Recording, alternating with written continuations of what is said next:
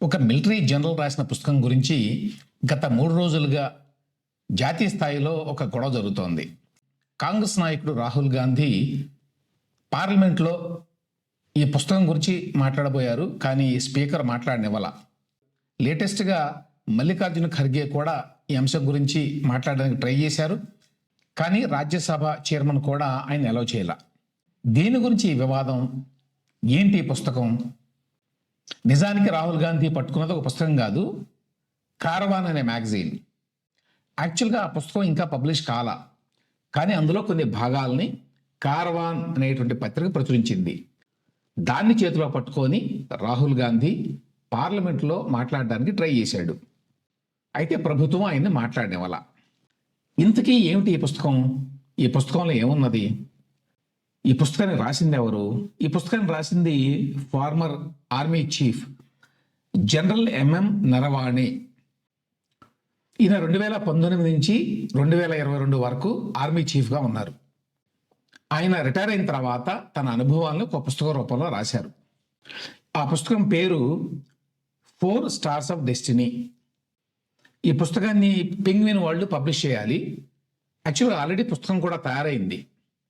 అయితే సంవత్సర కాలంగా అది వెలుగు చూడాల. ఎందుకు వెలుగు చూడలేదంటే దేశ రక్షణ శాఖ అప్రూవల్ ఇవ్వాలి. ఇందులో దేశ రహస్యాలు ఏమైనా ఉన్నాయా, దీనివల్ల దేశ భద్రతకి ఏమన్నా ప్రమాదం ఉందా అనే విషయాన్ని పరిశీలిస్తారు. ఎస్పెషల్లీ రిటైర్డ్ ఆర్మీ పీపుల్ కనుక ఏదైనా పుస్తకం రాస్తే దానికి డిఫెన్స్ మినిస్ట్రీ వాళ్ళ అప్రూవల్ కావాలి పబ్లిష్ చేసే ముందు. అయితే వాళ్ళు ఇంతవరకు సంవత్సర కాలంగా ఆ అనుమతి ఇవ్వలేదు. అందువల్ల ఆ పుస్తకం ఇంకా వెలుగు చూడాల.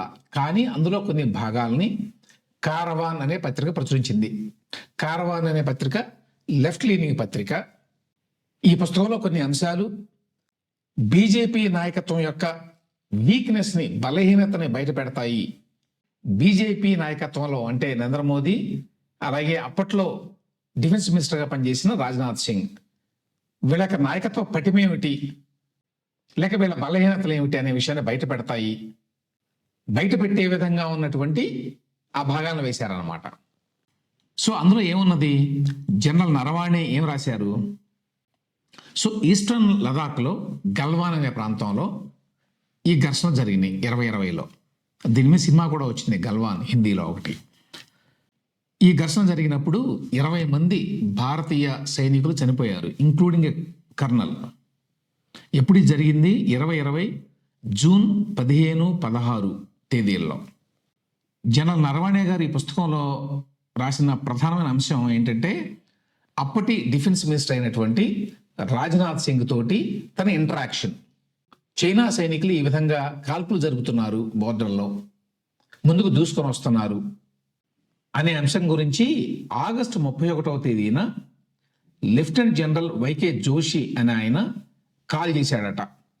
ఎవరికి? జనరల్ నరవాణే గారికి.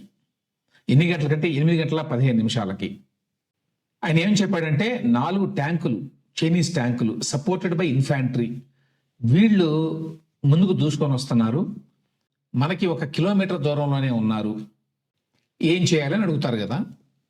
ఎందుకంటే పైన అనుమతి లేకుండా కాల్పులు మొదలు పెట్టకూడదు. సో అందుకు ఆయన తన పై అధికారిని ఏం చేయాలో అడిగారు.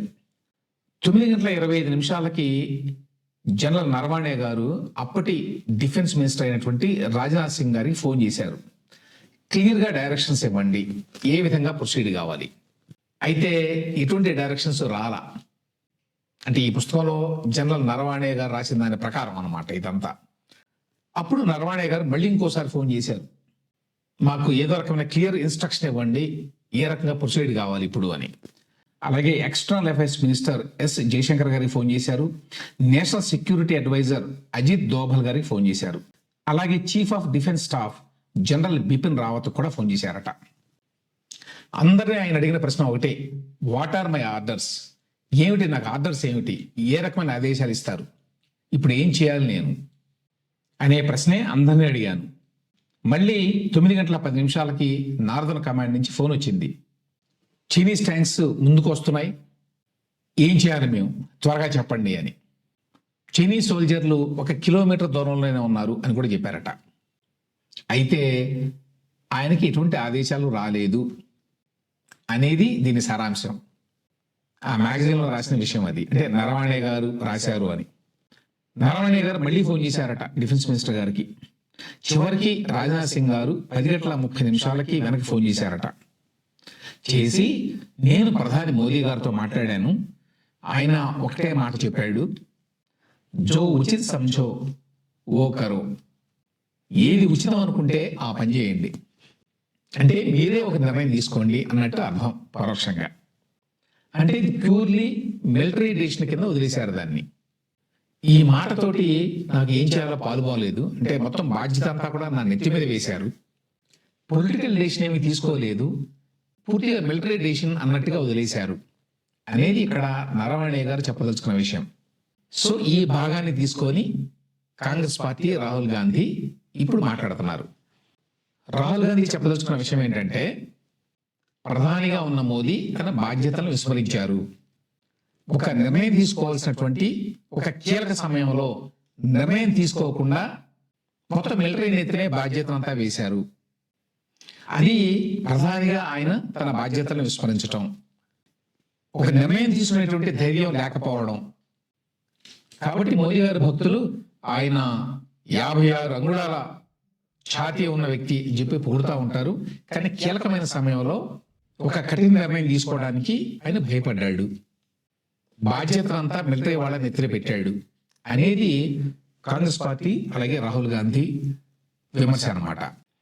బీజేపీ అబ్జెక్షన్స్ ఏంటంటే, మీరు ఎక్కడి నుంచి కోట్ చేస్తున్నారు, అసలు ఆ పుస్తకం ఉన్నదా, ఆ పుస్తకం ఇంతవరకు పబ్లిష్ కాలేదు, పబ్లిష్ కానటువంటి పుస్తకంలో మీరేం కోట్ చేస్తున్నారో దానికి అథెంటిసిటీ ఏమిటి, దాని క్రెడిబిలిటీ ఏమిటి, దానికి ఏమైనా విశ్వసనీయత ఉంటుందా, ఆ తర్వాత మిలిటరీ గురించి మీరు ఈ విధంగా మాట్లాడడం ద్వారా దేశ భద్రతని కాంప్రమైజ్ చేయడం లేదా, ఆ పుస్తకాన్ని ఇంకా ఎందుకు పబ్లిష్ చేయలేదు, డిఫెన్స్ మినిస్టర్ వాళ్ళు ఇంకా అప్రూవల్ ఇవ్వాల, ఈ పుస్తకం వల్ల దేశ భద్రతకి ఏమైనా ప్రమాదం అనే విషయాన్ని వాళ్ళు నిర్ణయించాలి. ఈ లోపలే మీరు ఆ పుస్తకానికి సంబంధించి వచ్చినటువంటి ఆర్టికల్ని కోట్ చేస్తూ ఈ విధంగా మాట్లాడడం ద్వారా దేశ భద్రతని కాంప్రమైజ్ చేస్తున్నారు.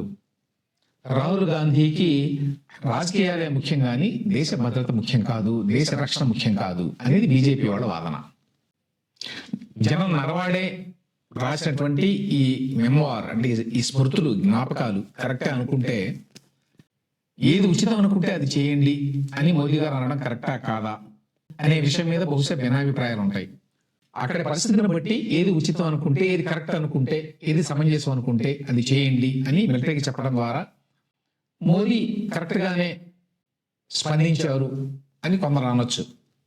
లేదు, మొత్తం బాధ్యతలంతా మిలిటరీ నెత్తి మీద వేసి రేపు ఏదన్నా నష్టం జరిగితే అది మిలిటరీ బాధ్యత అన్నట్టుగా చెప్పి తప్పించుకోవడానికే మోదీ ఏ విధంగా చేశారు అని కూడా వాదించవచ్చు. ఈ 2 ఆర్గ్యుమెంట్స్ లో ఏది సమంజసంగా ఉంది అనేది బహుశా ఎవరికి వాళ్ళే ఆలోచించుకోవాలి.